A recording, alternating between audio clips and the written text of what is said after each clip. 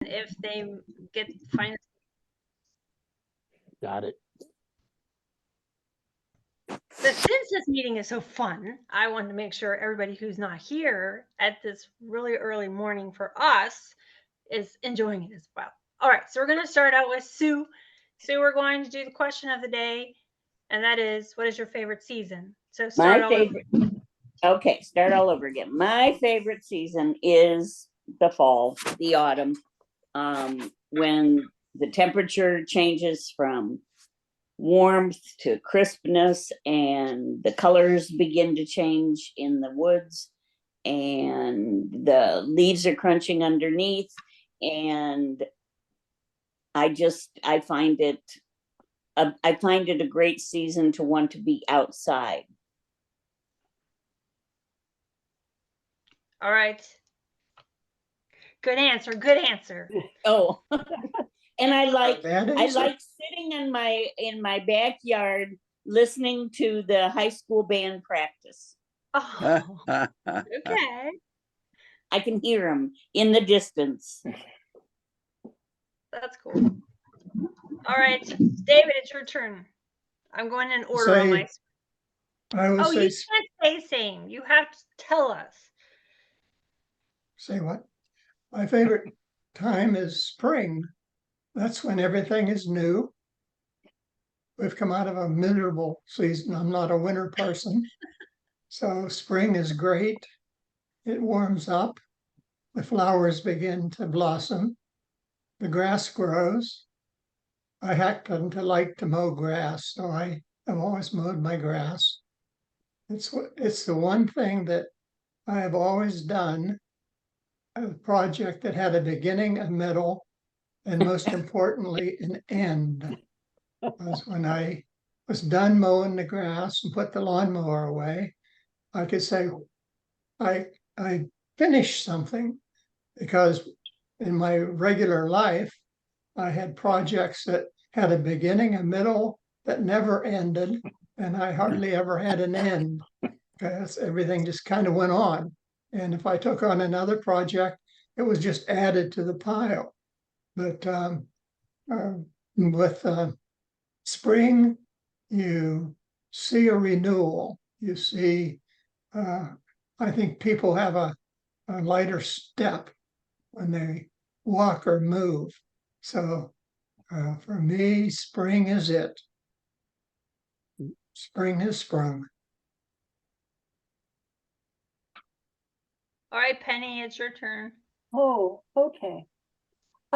Well, since I met Steve, my favorite season has been fall because of football.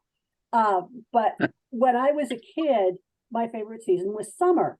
I grew up in Peoria, Illinois, and the street that we lived on it was a horseshoe shape. And behind the curve of the horseshoe, there was a drop off to an undeveloped area that we all called the valley. And it was a very deep valley, went down, there was a creek at the center of it on the bottom before it started to go back up again. And there were a lot of kids in the neighborhood, and every summer, all of the kids, we would go play in the valley.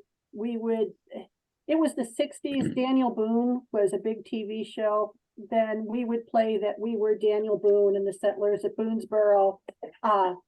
And it helped me develop a real appreciation for nature and the knowledge that I am a natural born klutz, and that there are just things I should not ever attempt to do, like trying to use a single log as a bridge across a creek. I was wet more than once, but it was a great time to be a kid. And I loved, looking back, I loved that we were out there with nothing but nature and our imagination to make our entertainment. And no Facebook to document you going into Exactly. But now it's fall because of Steve. Well, yes, because that's OSU football season. And we are at every OSU home game. And I've come to love those. Where did you go to school?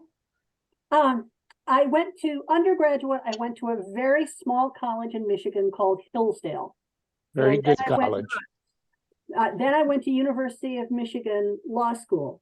So if you want to talk about swinging from one end of the political spectrum to the other, I've made that trip. But also that is why in Columbus, I think that Steve and I are one form of mixed marriage, because I have a diploma from the University of Michigan and his is from Ohio State.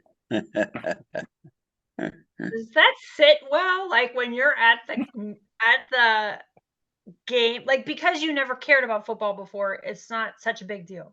That's right. It's a bigger deal to my family. My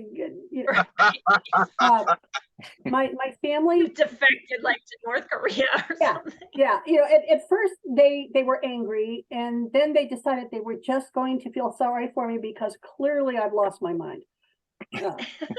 I'd agree with them. All right. This is okay. We have to, Matt, it is your turn to tell us what your favorite season is. So go ahead. Perfect segue. Whose turn is it? It's Matt's turn. Matt's turn. I actually like all the seasons for different reasons, but I like hunting season and fishing season best. So, So that's fall and spring. well, yeah, spring is fishing season and fall is hunting season, but I like winter too, weirdly enough. For a kid from Mexico, I really enjoy skiing, so I like winter as well. I've lived all over the world, and the seasons are different in different parts of the world, so I enjoy them all, actually. So you have never mentioned summer though. Are you not a fan of summer? I like summers. You're just so smooth, easy to get along with. We'll just talk you down. I am. The world and you'll be fine. I'm very easy to get along with. So Wow. All right. That's fine. I can Thank you. allow that. Thank you. thank you. All right, Ken. Tell us something, Ken. Winter. Winter. Winter. Well, I'm a kid from Buffalo, so it reminds me of home. Yeah. And great memories of watching the kids when they were little playing outside, in our yard. And as a rule, although I wouldn't want to hold us to it, you don't have hurricanes in the winter. Although this year, the Gulf of Mexico right now is like bathwater, so who the hell knows? But it's the non-hurricane, non-tornado season as a rule. So winter, good plan for me. There you go. So your And we have, disdain for large weather events comes from your Red Cross experience, or Yeah. did you hate this before and you went into this job to torture yourself, or? No, I didn't plan on going into this job. I was going to be an Episcopal priest, but learned that I love this instead. Oh. So no, it was, no, the torture came, when I started, it wasn't like this, right? We would have, 2 or 3 major disasters a year. And now you have north of $20 billion disasters every year because of climate change. So, yeah, would I redo it? Yeah, but I'm probably just touched enough that it's great to work with the volunteers that go to help people, and you can't beat that. So, that, less catastrophically. So winter, good plan. Well, that's fair enough. All right, Chuck, you up there in the chilly air also, you and Matt. Is it cold up there this morning? It's a little chilly. I don't know what it is, but Kind of nippy. yeah, maybe. Yeah. I'll make this easy. I'll just say what Sue said, except for the band. Wait, you don't like band or what? No, I don't live near a band, so I don't hear it in the fall. But I'm still in northwestern Maine, and there's some hints of color change here. And of course, it's a beautiful spot, but so is Ohio. I really loved southern Ohio in the fall. We'd go down to Old Man's Cave and that area, and it's a beautiful spot. So my wife likes it, but she doesn't like pending winter, so she thinks that's a precursor to winter. But I enjoy winter too. So I think it's the change of any season is very interesting, and I don't know how. Oh, maybe people in Mexico or the equatorial areas where there's no change. I think that would be very boring. Well, That's it. there's subtle changes, but the changes are still there. Really? Yeah. They're just not full blown, riotous color and all this other happy crap and snow everywhere. It's Not a lot of snow. Yeah.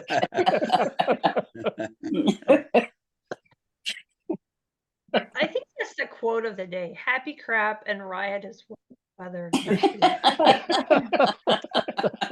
good for 7 in the morning. Hey. All right, The Jim, morning it's your rain. turn. Before I answer your question, Sue and I were season ticket holders at Ohio State for 49 straight years, and then we moved to Florida, and of course we gave that up. When I came back, Steve invited me to a game because Penny had to go to some conference or something. So I sat in the seats, and instead of everybody greeting me around, they had to have family, a group of people to sit there. Instead of them greeting me, everyone said, "Where's Penny? Where's Penny?" Because I guess she's a statistician for this group. She supplies them with all the data for the game that she studies and writes down and presents it to everyone. So I just want to go to an Ohio State game sometime with Penny instead of Steve. Penny, yeah. No. Oh, yeah, that's funny. Yeah, and Ken, okay, this is a new one. I didn't know. Episcopal priest, why did you go to a Methodist school if that's what you were going to do? Because there was a girl in high school that also went there. Then Well, I the met priest Tara. part was The already rest off is the history. rails. Yeah. Then I met Tara. The rest is histoire. Okay, so in answer to your question, my seasons have changed over the decades based on what was going on. As a kid, you couldn't wait till school was out, and you had the summer. But also as a kid, I loved winter because we did the sledding and we did the skating on the ponds with ice skating and playing our own hockey games. And I never thought about the weather. And then as I got older, I just liked winter. Right? And then I got this wild hair that said, I don't want, at retirement, I don't want to have any more of these winters. So we moved to Florida, and we found out in Florida there are 3 seasons. There's hot, hotter, and hurricane season. So, and since we've moved back, it's made me totally appreciate the greatness of this, of this area with the 4 seasons. I've loved every one of them as they go. And also it's different when you get older. For instance, the winter now, we don't have to go out. We can just sit, look out the window, and if the snow comes down, I don't have to go out and plow the driveway or shovel the snow. Spring, we love because we're in an area with a lot of trees and it just blooms out and everything comes alive. In the summer now with the grandson, all the sports that he's involved with, and also in the fall, the granddaughter, all the school sports that we haven't gone to since our kids were in school. So it's a different life. I really come to enjoy all 4 seasons. I agree with you. Didn't mention summer though. I did. Well, I have my bees. I like my bees. Oh, that's true. They produce good honey in the summertime. So that's true. They're funny little creatures. Jim, my I got to get this straight. My neighbor of ours in Ohio was Kathy Bidlack, who married Steve Hayes, who was Woody Hayes's son. And my son and Steve's son became good friends. So my son would be invited to go to the OSU football games and basically sat with Ann Hayes in Woody's seat.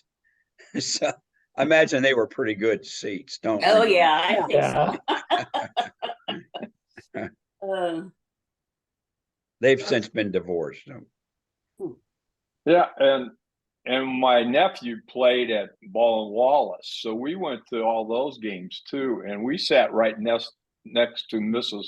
Tressel the whole time because Yeah. Jim Tressel's father was the head coach at Ball and Wallace for Oh, yeah. decades. And so, but Mrs. Tressel was the biggest dang fan you ever met in your life. She was a wild woman. It was a lot of fun. Yeah. Okay, Chris, what about you? Yeah. Yeah. Well, for sure, fall is my favorite. I love football and I always have loved football. And my first real injury came from playing football. So I broke my nose playing football with the boys in town. But I was in the marching band in high school, so I loved that a lot. And then when I got to Ohio State and defected from Pennsylvania, Penn State territory, my family became Penn or Ohio State fans, and we used to take Curtis and I used to take my mom to every Ohio State bowl game. That was her Christmas present. So we did a lot of traveling. Of course, that was winter, but I love the fall. I love the pumpkins. I'm not a big Halloween fan per se, but I love the colors and the smell of walking in the woods in the fall. Of course, I love spring. I'm not a big fan of summer. I think it's too hot. I don't know how people live in hot places. I literally don't. I don't know how they do it. I would take winter over summer any day. I'd rather put on clothes than melt away. I hate that. So I'd rather take them off. There's a thought. No, not me. Tell it like it is. And yet you're dressed all warmly up there. No, I love fall. Well, that's cool. It's only 7:30 and So everybody what answered. instrument do you play? So in the marching band, I played tenor saxophone. Okay. In the concert band, I played oboe. And in the jazz band, I played alto saxophone. Oh, geez. But was trained in piano. My sister is the talented musician in my family. I had to actually work at it to be halfway decent. My sister's just naturally amazing at music. That may be true, but anybody who plays the oboe deserves a lot of respect. The That's worst a tough part instrument. The worst part about learning oboe is that I started right after I got my braces on. So that is a very bad plan because your mouth is so tight and Yeah. it's really not a good time to start the oboe, but it's okay. You And still, I have all those instruments still. I have a piccolo and a flute, and Eli picks them up, and he's kind of a natural at learning things. And just yesterday, he got a bass guitar and a regular electric guitar from a guy at church. So I told him, our dog, who is now on my lap, is not doing well. I think this is his final moment. So I told Eli, no electric guitar sounds in this house for a couple days yet. And he's been really good, but I've never learned string things at all. I can play a dulcimer, but any idiot can do that. So Okay, so I've heard tenor sax, alto sax, but oboe, that's the flute, same. They're the same. piccolo, and dulcimer. That's quite a repertoire. yeah. Not really. Not really, because flute and piccolo are literally identical.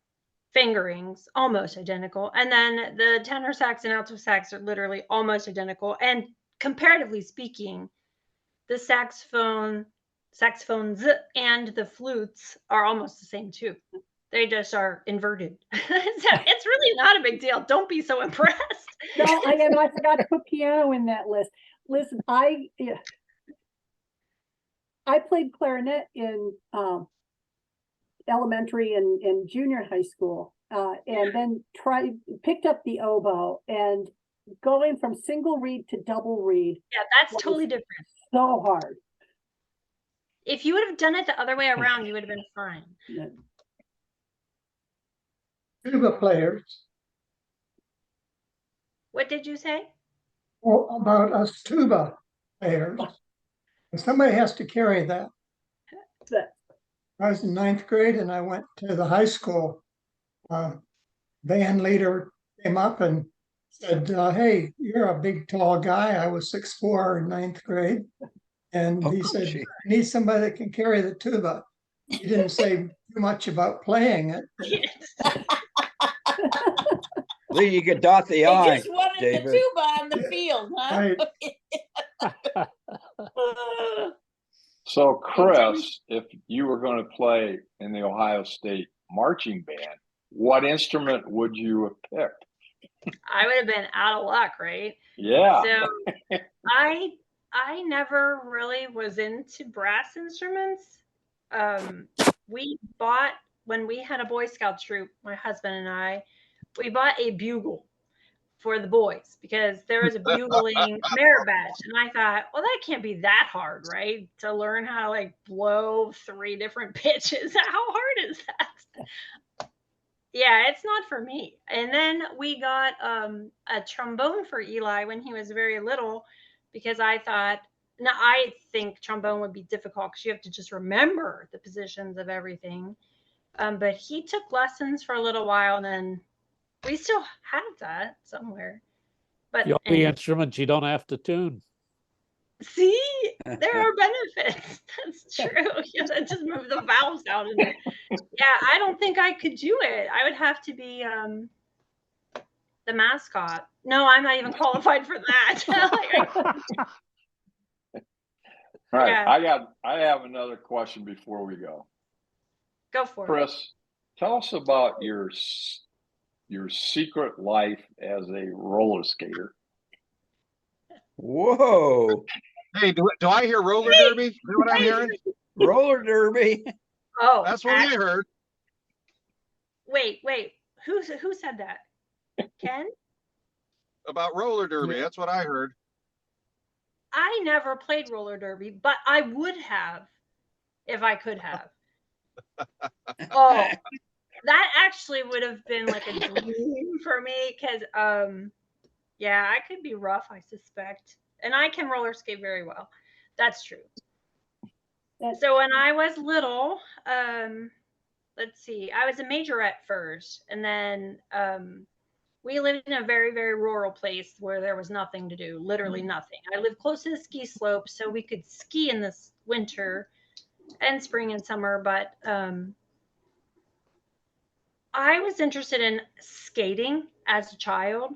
So the closest ice skating rink was Monroeville, which was really, really far away from my hometown and close to Pittsburgh, which my mom would have never wanted to drive like the turnpike to get to My the grandfather worked there.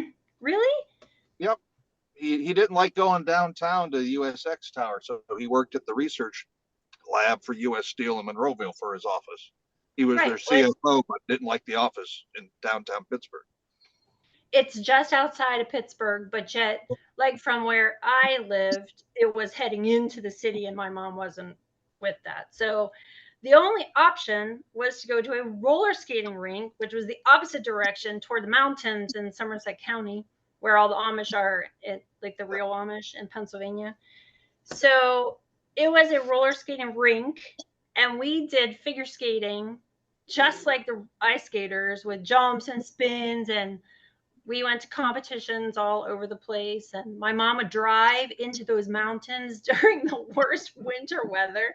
Now I reflect on that and I think, oh my gosh, I'm whining that I have to take Eli to the garage, on an Ohio dry road with nothing on it. And my mom was driving literally an hour and a half sometimes to take us to skating lessons. But anyway, I am a good skater, but it's because I've done a lot of skating in my life. I still have my old skates, so um they're professional skates that have like jump bars and everything on them so that when you land from a jump your wheels don't split open like that. Huh. So I don't know. That's my history. And if I could have done roller derby, I would have. I have a friend in high school who does roller derby. I'd do it right now, actually. If there was a team around here, I would do it. Because that sounds so fun. I don't know what my name would be. Crusher Chris or something like that. Wait, I don't know. I don't have a roller derby history. Did you see the video? Maybe Curtis posted a video. Or I don't know how this came up. Well, didn't you win some championships? I've won. I've been on TV. Yeah, I won Really? things, but that was a long time ago. That's not recent history at all. You rollerblade now? I would prefer roller skate rather than rollerblade. I think it's hard on your ankles, but I got a pair of rollerblades when we lived in Columbus because I thought it would be cool, but I never really got into that. I don't know why. There's a really nice rink here in Zanesville. It's an old rink. I don't know when it was established, but it still has a nice wooden floor. They didn't go to an acrylic floor, and it's really nice.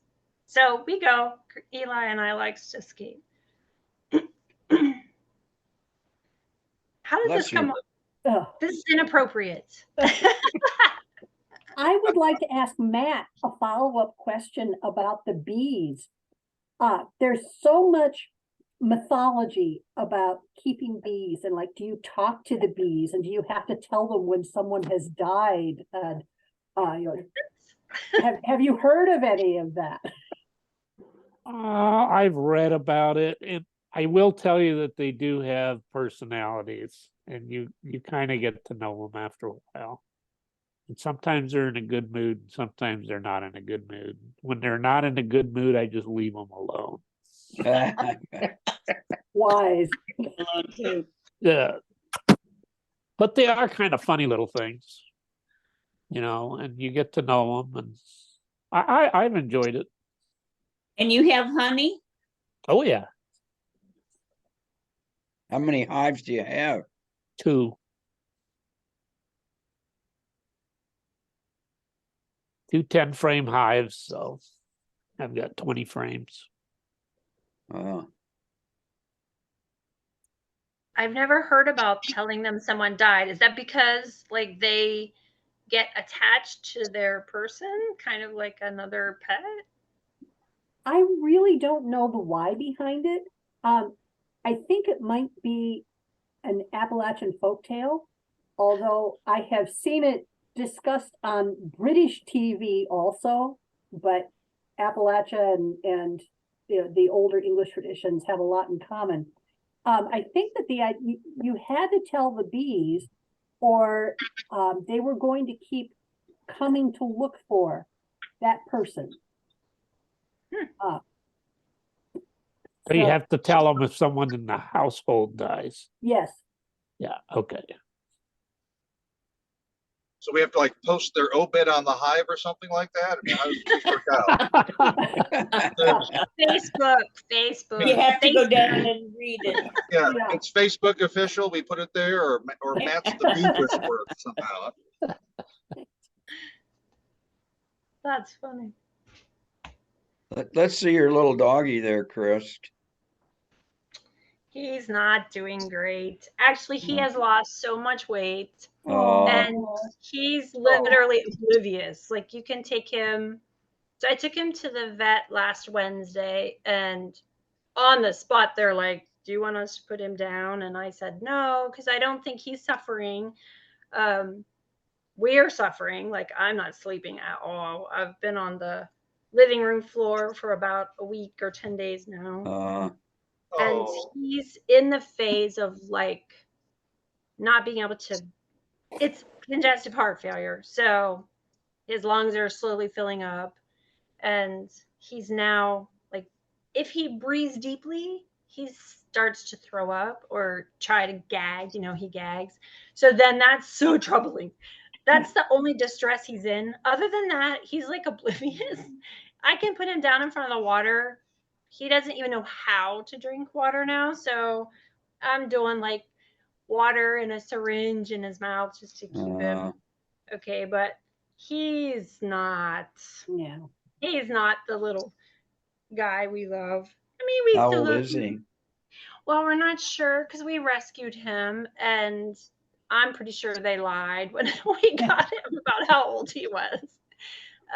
So we're thinking like 13 or something, which isn't really that old for a Chihuahua, is it? No, I don't not for that small a dog. It's not that old. So anyway, he's all screwed up, but that's all right. Actually, I don't know what this body fluid is on my hand, but Ew. I'm sorry. It's my stage right now. I pick up It's my all right. pup in 3 weeks. Oh, fun. Yeah. I'm What flying kind of out to dog? Idaho and picking him Oh up, my goodness. bringing him back. What is it? He's a wire-haired pointing Griffon. Oh, I don't even Ooh. know what that is. Yeah, and I hunted over his dad and his mom. I tested out about 40 different dogs and picked these two as the parents. And I've got pick of the litter, and I've been watching the videos. I think I've pretty much got him picked out. I'm going to call him Swanee because I figure it's the last dog I'll ever own and train. So he's my swan song. Matt, will you use them for hunting? Oh, yes. Okay. Yeah, Or like I've pheasants or duck or what?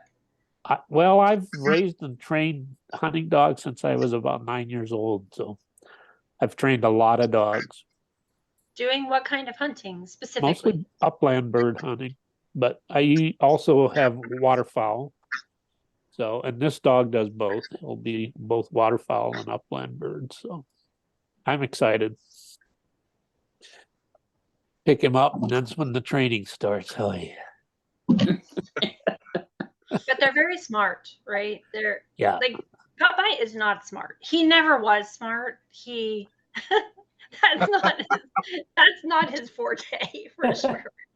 So Yeah, they're smart supposed to dogs be are very, fun. very bright dogs, and the ones I've hunted with are all pretty impressive in terms of their brain power. So Very cool. All right. Any other super exciting things, you guys? Other than that, we're up way too early, and now we can start the day super early.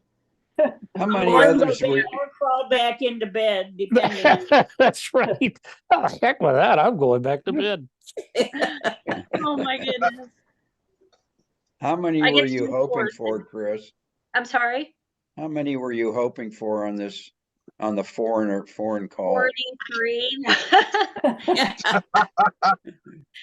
We I didn't was get hoping any for international ones. not one international, but we tried. We tried. Yeah. I Jim and forgot I about were in a meeting earlier this week, had 147 participants in it. what was the topic? It's the new system for tracking membership. Is that a Wow. Zoom Actually, call? That cool. hurts. What? Is that a Oh. Zoom call? It was a Rotary membership summit. And they went through all of the new software, and there's a membership success center that tracks it all. So that's pretty cool. I thought anyway, didn't you, Jim? yeah, it was at the zone level, and it's just, they're always coming out with something to try to figure out what we're doing and where we are and analyzing, and it's a work in progress, but I think they have a handle on it. I mean, it's no different than big corporations figuring out what's their marketing tactic and How are we going to get more customers? Yeah. That's probably why I liked it. Reminded me of business.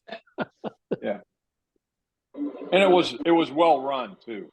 Yeah. I like to attend those kind of meetings where it's very informative and you're in and out, and it was good. Yeah. Unlike this one that keeps dragging out and Oh, here we go. This is called trolling for compliments. no, I would. All right, well, I'm gonna call it a day.